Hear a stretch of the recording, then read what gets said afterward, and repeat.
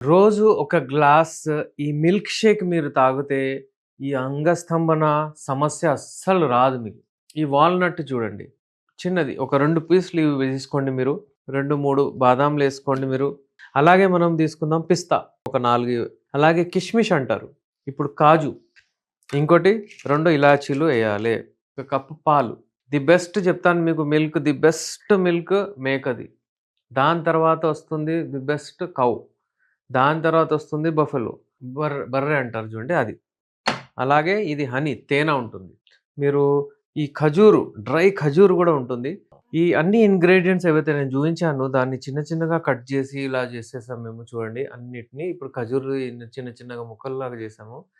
ఇది కిష్మిష్ అలాగే ఏసాము. అలాగే మనకు బాదాంని గూడా మనం చిన్న చిన్నగా చేసాం పీసెస్.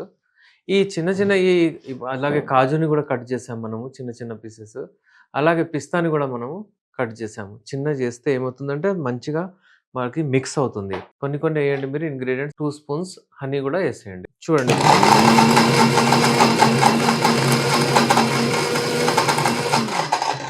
అంటే న్యూట్రిషియస్ ఉంటుందన్నమాట ఇది. ఎక్సలెంట్. మీరు డెఫినైట్‌లీ ఇది మీరు ట్రై చేయాలె. మీరే నాకు కామెంట్ బాక్స్‌లో కామెంట్ చేసి చెప్పండి ఎలా ఉంది?